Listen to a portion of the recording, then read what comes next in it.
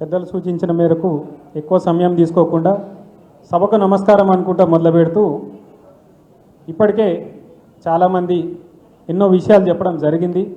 ఇంకా కూడా పెద్దలు చెప్పే అనేక సూచనలు ఇవన్నీ కూడా ఉంటాయి. కాబట్టి ఎక్కువ సమయం తీసుకోకుండా కొన్ని మాత్రమే నేను మీకు తెలియజేయగలుగుతాను.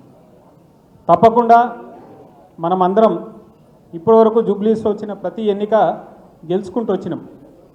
ఎందుకంటే ఇక్కడ సంస్థాగతంగా నిర్మాణం పటిష్టంగా ఉండడం, బూత్ లెవెల్గా మనమందరం ఆర్గనైజ్డ్గా ఉండడం, ఏ విధంగా ప్రణాళికాబద్ధంగా ముందుకెళ్ళాలి అనేది మనమందరం గతం నుంచి కూడా చేస్తూ వచ్చినాం. 2018 ఎన్నికల నాటికి మన పోచంపల్లి గారే ఆ రోజు ఇన్ఛార్జ్ ఉండే, ఆయన వచ్చి మన దగ్గర సమీక్ష నిర్వహించేసరికి అప్పటికే ఒక రౌండ్ మనం బూత్ మొత్తం కూడా ప్రజల వద్దకు వెళ్ళి తిరిగి వచ్చింది. ఆయన ఆశ్చర్యపోయారు. అయితే మేము చెప్పినాం, అన్న ఇక్కడ మా దగ్గర ఈ కోచింగ్ సెంటర్లో ఉన్నట్టే ఉంటుంది, ప్రతిరోజు ఎవరెవరు ఎక్కడ తిరుగుతున్నారు అనేది కూడా మానిటర్ చేసుకుంటా చేసినాం. అందుకనే మా దగ్గర ఈ విధమైన పనితీరు ఉందనేది ఆ రోజు చెప్పినాం. రేపు మళ్ళీ మనం అదే పని చేయాల్సి వస్తుంది. ఎందుకంటే ప్రభుత్వం మీద వ్యతిరేకత ఉన్నది, అదైతే నిజం. కానీ అదే సమయంలో ఈ ప్రభుత్వం చాలా దుర్మార్గమైనది కూడా అనేది మనం గ్రహించాలి. అన్ని రకాల వ్యవస్థలని వాడతారు వాళ్ళు, మనల్ని భయపెట్టనికో లేకపోతే బెదిరించనికో ప్రజలను మభ్యపెట్టనికో. ఎంత దారుణం అంటే ఆఖరికి చదువుకున్న ఐఏఎస్ ఐపీఎస్లు కూడా వాళ్ళకి వంతబాడుతూ వాళ్ళు చెప్పిన అబద్ధాలే మళ్ళీ మళ్ళీ చెప్తున్నారు. మొన్ననే మనం చూసినాం, శ్రవణ్ గారు నిన్ననే దానిపైన కంప్లైంట్ కూడా ఇవ్వడం జరిగింది. ఒక ఐపీఎస్ ఒక ఐఏఎస్ గడిచిన 10 ఏళ్లలో రేషన్ కార్డులే ఇయ్యలే బీఆర్ఎస్ ప్రభుత్వం అనుకుంటా అసత్య ప్రచారం ప్రభుత్వ కార్యక్రమంలో చెప్పారు. రేపు ఇట్లాంటి అబద్ధాలు మళ్ళీ చెప్పుకుంటూ వస్తారు వాళ్ళు. కాబట్టి మనం ఎప్పటికప్పుడు అప్రమత్తంగా ఉండాలి.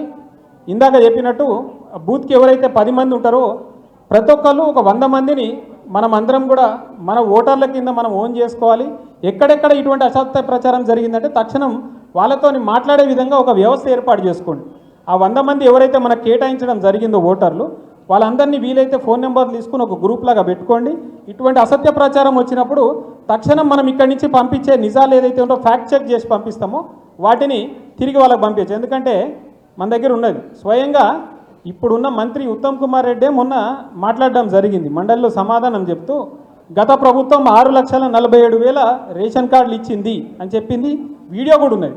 అటువంటి వీడియోని మనం కనుక ప్రజలకు పంపించినాం అనుకోండి, అరే ఈ కాంగ్రెస్ వాళ్ళు దొంగలు ఉన్నారు రా భయ్, నిన్న వచ్చేమో ఇయ్యలేదని చెప్పారు, ఇలా అలా మంత్రే చెప్తుండు కదా అనుకుంటా వాళ్ళందరూ కూడా నిజాలను గ్రహిస్తారు. కాబట్టి మనం జాగ్రత్తగా ఉందాం ఎలక్షన్ అయ్యేంత వరకు. ఇందాక సోహెల్ భాయ్ గారు చాలా మంచి సూచన చేశారు. మనకి ఒక్కోసారి కుటుంబంలోనే కుటుంబ సభ్యులకు ఒక్కొక్కరికి చిన్న చిన్న మనస్పర్ధలు ఉంటాయి. అటువంటివి ఏమైనా ఉంటే కూడా ఈ ఎలక్షన్లో పక్కకు పెట్టేద్దాం. ఎవరైనా సరే మన గతంలో మనతో పనిచేసిన మిత్రులు ఉన్నారు, ఏదైనా కారణం చేత కొద్దిగా దూరంగా ఉన్నారు అనుకుంటే పోయి వాళ్ళని కలుద్దాం. కలిసి తమ్మి ఇది ఎలక్షన్ చాలా ఇంపార్టెంట్, ఈ రాష్ట్ర భవిష్యత్తు నిర్ణయించే ఎలక్షన్ ఇది. ఎందుకంటే ఈ ఉప ఎన్నిక ద్వారా మొత్తం తెలంగాణ రాష్ట్రానికి ఒక మెసేజ్ పోవాల్సిన అవసరం ఉన్నది.